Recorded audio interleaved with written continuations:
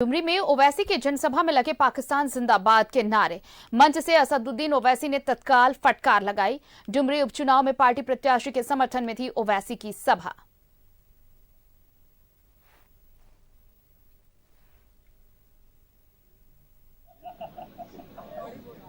वहां पर हमारे सदर को बिठाया। उस 7 साल के बच्चे के वालिद से, पिता से हमने बात की।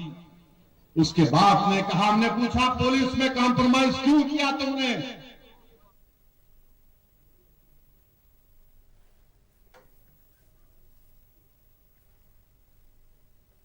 डुमरी विधानसभा उपचुनाव को लेकर सभी दलों ने पूरी ताकत झोंक दी है। सरकार के कई मंत्री डुमरी में कैंप कर रहे हैं। दूसरी ओर यशोदा देवी के समर्थन में बाबूलाल मरांडी और सुदेश महतो की ताबड़तोड़ सभाएं हो रही हैं। इस बीच डुमरी के दंगल में ओवैसी ने एंट्री मारकर मुकाबले को रोचक बना दिया है। डुमरी का दंगल, किसके दावे में कितना दम, किसके वादे पर विश्वास करेगी जनता। डुमरी के दंगल में ओवैसी की एंट्री। डुमरी में चुनाव प्रचार का शोर है। जीत के दावे हर कोई कर रहा है, लेकिन इस बीच डुमरी के दंगल में ओवैसी ने एंट्री मारी है। डुमरी में AIMIM के लिए वोट मांगते हुए ओवैसी ने 60-40 को लेकर राज्य सरकार पर हमला बोला। साथ ही ओवैसी ने कहा, बीजेपी और RSS के साथ समझौता कर JMM पहले सरकार बना चुकी है और उस सरकार में हेमंत सोरेन डिप्टी CM थे। ना कारखाना लगाया, ना नौकरी लगाई। अब कह रहे हैं कि 60-40, हेमंत सोरेन 60-40 कह रहे हैं। तो आपने अच्छा नारा लगाया था, क्या कहा? 60-40 नहीं चलतो, 60-40 नहीं चलतो। तो हेमंत सोरेन को 40 दीजिए, 60 हमको देकर इनको कामयाब करिए, तभी इनका दिमाग हल्का होगा। ओवैसी के हमले पर सरकार के मंत्रियों ने पलटवार किया है। बन्ना गुप्ता ने MIM को बीजेपी की बी टीम बताया, तो सत्यानंद भोक्ता ने ओवैसी की सभा को फ्लॉप करार दिया है। भारतीय जनता पार्टी की बी टीम है ओवैसी साहब, और जहां जहां चुनाव होता है तो उनका एक ही दायित्व है कि कैसे करके जो हमारा धर्मनिरपेक्ष शक्तियां हैं उनको कमज़ोर करना उनका एकमात्र उद्देश्य है।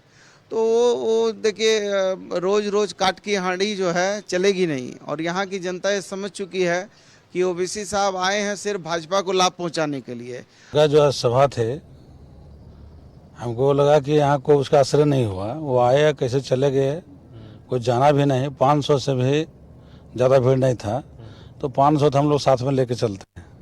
तो उनका यहाँ पर कोई असर नहीं है। जितने हम गठबंधन के हमारे JMM, कांग्रेस, RJD संयुक्त रूप से सभी वर्ग के लोग काम कर रहे हैं, और जो माहौल, जो वातावरण है, जो सिचुएशन है, जो सहानुभूति है, हम कह सकते हैं कि एक तरफा लहर बेबी महतो के पक्ष में है।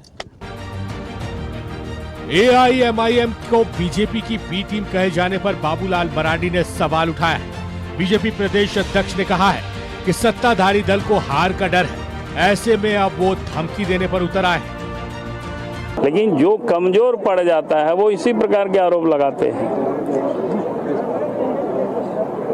अब वो लोग क्या डेमोक्रेसी में क्या चाहते हैं कि खाली JMM ही रहे, कोई दूसरा नहीं लड़े वहाँ, और इसीलिए तो ये लोग जाकर के आज क्या मुखिया जी थे और के मथुरा सोरेन, उनके घर में जाकर के हमला करना, उन लोगों को परेशान करना, कि भाई क्या मतलब है?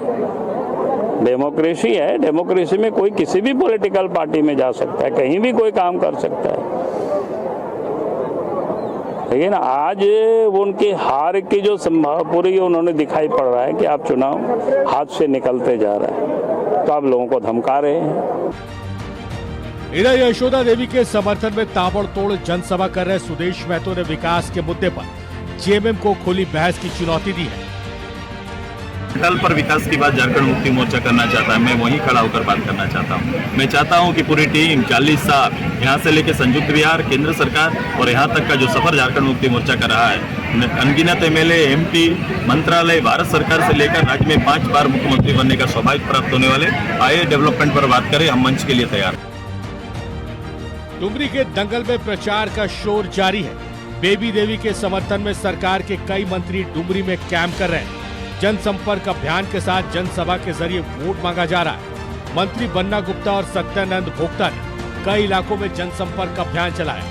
दूसरी ओर यशोदा देवी के समर्थन में बीजेपी और आजसू ने पूरी ताकत झोंक दी है। आजसू सुप्रीमो सुदेश महतो ने चंद्रपुरा में जनसभा को संबोधित किया, जबकि बाबूलाल मरांडी ने भी एनडीए प्रत्याशी के पक्ष में जनसभा की। सभी दल अपनी अपनी जीत का दावा कर रहे हैं, लेकिन किसके दावे में कितना दम है इसका पता 8 सितंबर को उस वक्त चलेगा जब वोटों की गिनती होगी।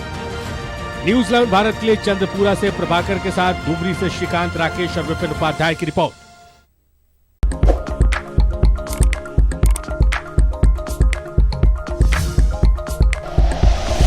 Like and share videos, subscribe करें हमारा चैनल और प्रेस करें बेल आइकॉन।